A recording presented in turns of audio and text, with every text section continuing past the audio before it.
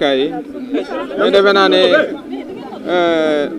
waxuma avocat yi sax mais sénégalais yëpp jàpp nañ ne vraiment lii yëpp politique ko lal kon li nga xam ne moo war a am mooy justice commencé juboowaat ak sénégalais yi par atte loo xam ne lii moom la ñuy jàpp ne mooy yoon mooy Ousmane Sonko mën a bokk ci élection yi ñu jox ko fiche de parrainage am mu bokk ci élection yi ni ñëpp di bokkee ci élection yi man miy wax ak yéen candidat la voilà collecté sama parrainage mais dama gëm démocratie lii nga xam ne moom la ñuy def ma d'accord ci ak li ay avocat am wax du dara lu dul jéem koo éliminer ci ay élection loolu nag kenn mosu koo gis ci Sénégal depuis très longtemps président Ablaye Wade bu daan opposé wu ak président Abdou Diouf am na luñ ci fekkee lu metti la woon opposition 2010 2011 ba ñuy opposé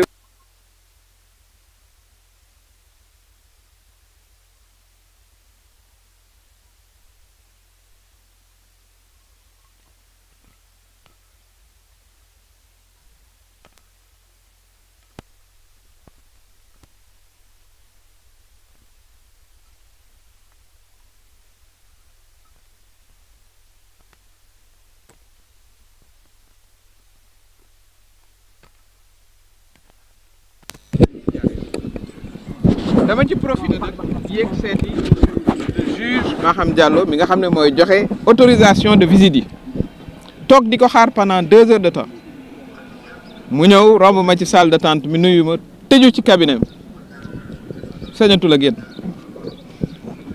ancien garde des Sceaux luñ ma wax bàyyi fi sa pièce d'identité moo tax ma bàyyil ko lettre ne ko vraiment maa ngi regretter ne ko Sénégal amatul élégance républicaine ndax man maa doon quand même patron ma nekkee garde des Sceaux su fekkee ne doo ma jox permis mais amal courage ne ma madame l'ancienne garde des Sceaux kaay toog lii ak lii a tax mënuma laa jox permis de visite pour Ousmane Sonko donc encore une fois muy régression démocratique muñ musul a gis Abdoulaye Wade dañ ko daan tëj di permettre nit ñi di ko seeti tranquillement mais selon vous lan moo waral décision bi nu mel lan moo waral. waaw mais dafa bokk rek ci li nga xam ne moom la ñuy dund dellu ginnaaw bi nga xam ne ci la ñu nekk ci wàllu démocratie lépp ci benn ëmb bi la voilà et puis violation au droit wu voilà détenu bi la am na droit wu recevoir am nañu droit wu dem seeti ko donc franchement dama ne woon damay sol sama daal man sama bopp dem toog ca salle d'attente ba may dem bàyyil naa ko bataaxal bind ko ne que je regrette que amul matuwaayu toog wax ma lu tax war a joxe ay permis de visite pourquoi voilà donc situation boobu la nu fi fekk mais li ci ëpp solo mooy décision bi ñuy xaar mu doon décision boo xam ne mooy réconcilier ni ma ko waxee jubalewaat sénégalais yi ak seen justice parce que sénégalais yi nag vraiment mere nañ seen justice parce que lii nuy gis avocats yi jaar ci mais du dara lu dul bëgg a tere ab candidat mu bokk ci élection loolu mosut am depuis très longtemps Sénégal nag dañ koy bàkkee démocratie bu ñu demee ba ñu naan voilà opposant bi fi nekk tëj nañ ko kaso nangam dans 2 mois la ñuy dem élection am juge boo xam ne bii nañ ko fàttaliku dafa ne jox leen ko ay fiches am ñu dem direction générale des élections ne du ma def loolu déjà premier problème administration yow boo respecté wu loi kan mooy respecté loi ñu dem cour suprême wàcce waat ko fii ñu wàcce waat ko fii tribunal kon tribunal ñu ngi xaar juge yi jël seen responsabilité ku ciy ragal président Macky Sall dem na deseetu ko fii voilà lu bari donc lan la ñuy ragalati nañu gëm seen bopp voilà ragal yàlla aussi gëm li nga xam ne moom la ñu jàng muy droit ñu appliquer ko pour tout le monde bàyyi xale yi nga xam ne dañ leen a téye fa ma toog ci bureau juge ba xale yaa ngi fay ñëw di wut ay permis pour seeti seen ay morom yoo xam ne yi defuñu woon dara lu dul exercer seen droit constitutionnel constitution may na la nga manifester waxuñ la nga toj wala nga sàcc du ñooñoo fa nekk man mii di wax ak yéen sama responsable départemental bu Tamba ma nga ca kaso ba depuis 6 mois xale yooyu romb nañ ma di jël ay permis waaw lu tax bu dee voilà. ngeen message bu fort moom mooy réconciliation ñu war a jàpp ni ki divorce am na diggante justice ak peuple am ci jëm bopp. ah oui tey maanaam tey lan moom mooy jubluwaayu message bi. mais jubluwaayu message bi mooy pour kañ juge yi nga xam ne yor dossier bi tey ñu kañ ko am na seen ay naataango yu jël seen matuwaay voilà muy le juge Sabassy Faye même procureur général bi nga xam ne moo doon défendre état dafa ne woon nañu jox Ousmane Sonko ay fitam waaw kon kay wax ji jeex na ñoom kon nañu takk seen fit bu baax a baax def li nga xam ne moom la ñu war a def mooy wax li yoon wax mooy ñu jox ko bu yor ay parrainage am moom Ousmane Sonko doon candidat ma doon candidat keneen doon candidat yéen sénégalais yi ngeen tànn loolu mooy démocratie Macky Sall buñ ko defalul woon loolu kon du doon président moom na fàttali ko dañ ko téye woon commissariat ne dafa def blanchiment d'argent dañ ko mujj bàyyi waaw buñ ko téye woon jàllale ko ci juge bi mandat de dépôt ko kon nu muy def kon du mës a doon président de la république kon li nga xam ne moom lay wax mooy damay woo tous les démocrates mag ndaw góor jigéen ñu taxaw parce que démocratie nag moo yor réew mën ngaa yor wurus wala fer ak diamant voilà te du tax nga développé sa bopp li la taxam mooy tax ñu développé mooy li nu indi ba fii ñu doon ñun ñëpp ñu yem ci yoon mu bañ a am kumba am ndey ak kumba amut ndey. léegi lañ mën a xamal ni ci opposition bi si toutefois juge bi jël le contraire ñàkk dogal yi nga xamante ne juge Sabassy Faye dogal na ko lan la ñuy xaar ci opposition bi. mais dinañ ci waxtaan jël ci matuwaay yi parce que ñun front pour l'inclusivité et la transparence des élections dañu jàpp ne dañu war a xeex pour ñëpp bokk. dinañ étudier nag les formes de lutte ensemble waaye moom taxaw moom dafa jot parce que bu nu taxawlee aussi la ca kanam aussi voilà du doon lu nu neex. voilà donc la ministre ñu ngi ci dernière ligne droite est-ce que seen taxawaayu xeex ngir inclusivité de l'élection de la participation des candidats à l'élection présidentielle est-ce que jàpp ngeen ni ki xeex bi tardewul wala maanaam waxtuwam lañ toll. waaw mais dinañu ci xeex ba dernier jour dernier moment voilà dinañ ci xeex ba dernier jour dernier moment dernière minute xeex nag loolu la voilà dinañ ci def suñu kéemtalaayu kattan voilà di ci woo nag ni ma ko waxee. suñu doom yi suñu jarbaat yi suñu borom kër yi tout le monde parce que yëf yi Sénégal la ñuy taxawal luñ suñu bopp voilà mënuñoo xeex pendant ay année ba démocratie yegg si fii voilà ñu bëgg ko faagaagal delloo ñu ginnaaw ñu ñuy comparer ak dëkk yoo xam ne yii bon vraiment daawuñu seen sax ci wàllu démocratie di yàq deru Sénégal looloo fi nekk kon loolu dafa laaj taxawaay yéen it ma sant leen yéen presse parce que yéen a ngi ciy liggéey aussi liggéey mu am solo. Merci beaucoup. Voilà jërëjëf. Mais maintenant en français vous avez livré un message fort aujourd'hui de réconciliation du peuple et sa justice. Aujourd'hui quel est la portée de votre message? Oui, nous sommes venus exprimer notre solidarité à Ousmane Sonko en assistant à une partie de l'audience. Et c'est l'occasion d'appeler les magistrats à entamer un processus de réconciliation entre les Sénégalais et leur justice. Parce qu'aujourd'hui, vous interrogez n'importe quel Sénégalais dans la rue, vous lui demandez est-ce que la justice est équitable, il vous dira non, qu'il y a 2 poids, 2 mesures dans la justice. C'est l'occasion aujourd'hui ici au tribunal de Dakar, de grande instance, de commencer le processus de réconciliation entre le peuple sénégalais et sa justice. Donc c'est le message, il est d'abord adressé aux juges qui auront ce dossier, qui vont décider. Le juge de Ziguinchor a fait son travail, c'est un magistrat. Même le procureur général près la Cour suprême, mais a pris une position qui était contraire à celle de l'État. Et pourtant, il est supposé défendre l'État. Il a dit qu'on remette les fiches de parrainage à Ousmane Sonko.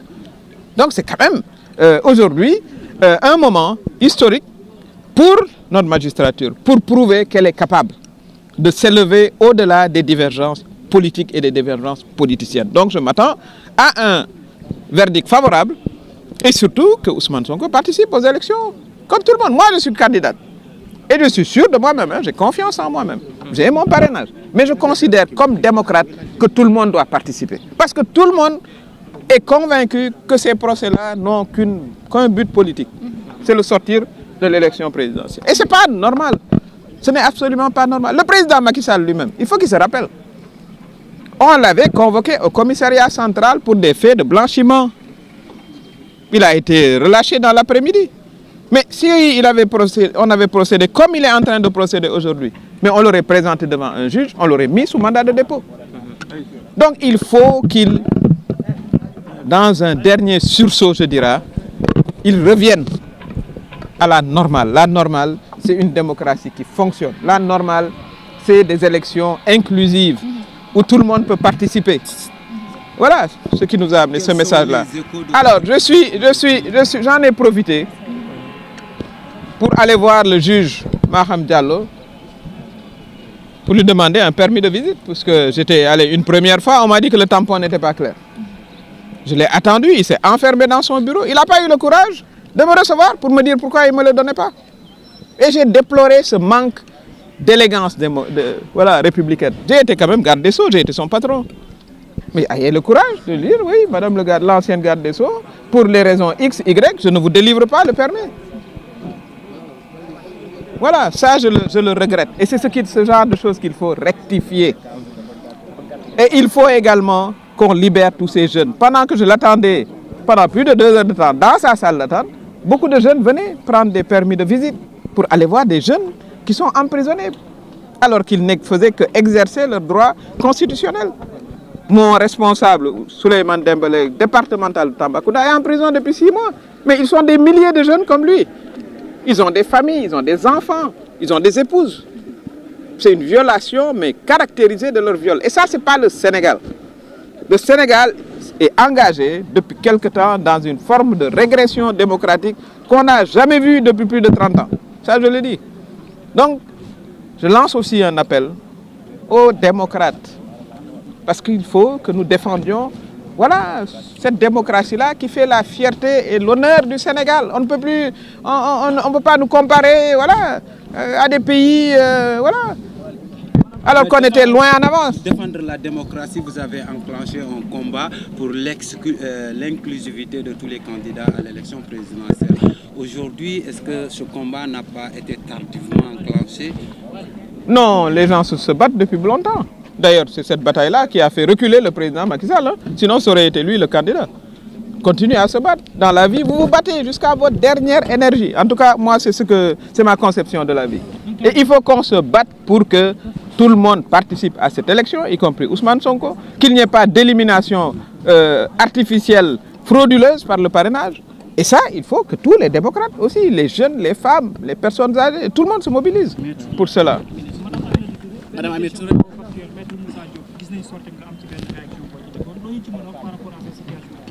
waaw mais maa ngi koy suivre ni yéen rek ci télé bi mais man li ma laajte mooy mu am une commission d'enquête ah li ma wax ci justice bi yëpp je n'ai pas dit commission d'enquête par hasard voilà le procureur s'autosaisit rapidement pour certaines affaires mais pour d'autres affaires on ne l'entend pas.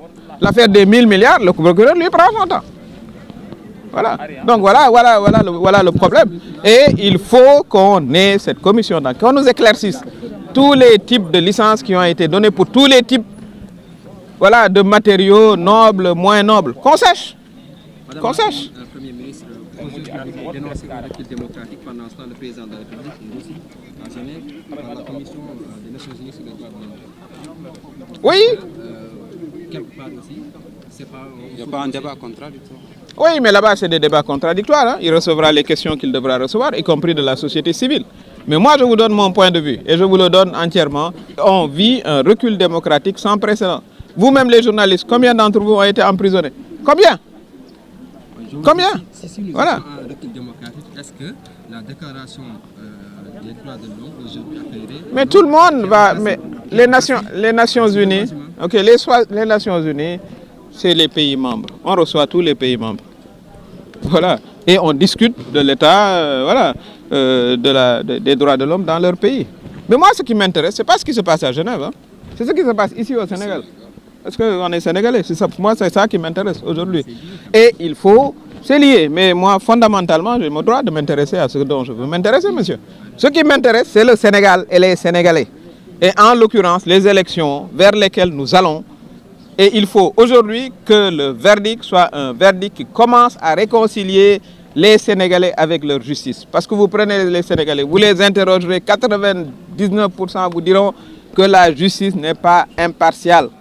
Notamment dans ce cas-là, celui de Ousmane Sonko. Est-ce que vous gardez l'espoir que la justice sera... Je garde l'espoir parce que je pense qu'il y a des magistrats quand même qui continuent à croire à l'état de droit, je le crois. Je l'ai dit, hein, il y a eu des magistrats, des magistrates, il y a eu 2 femmes quand même, des femmes. Il semblerait que les femmes soient plus... voilà. Quelle serait Ah, la position de décision défavorable? On continuera à se battre. En cas de... Quelle que soit la décision, on continuera à se battre jusqu'à la dernière minute, jusqu'au dernier moment. Le combat pour la démocratie, c'est un combat qui nous transcende. Voilà. Parce que c'est par la démocratie qu'on va pouvoir continuer à vivre ensemble, comme on le fait jusqu'à présent, et à valoriser nos ressources. Voilà, on va avoir du pétrole et du gaz, mais si on n'a pas un état de droit et un état démocratique, mais ce qui va arriver aux autres pays va nous arriver. Et on ne le souhaite pas. C'est le sens du combat que nous menons. Merci. Merci à vous.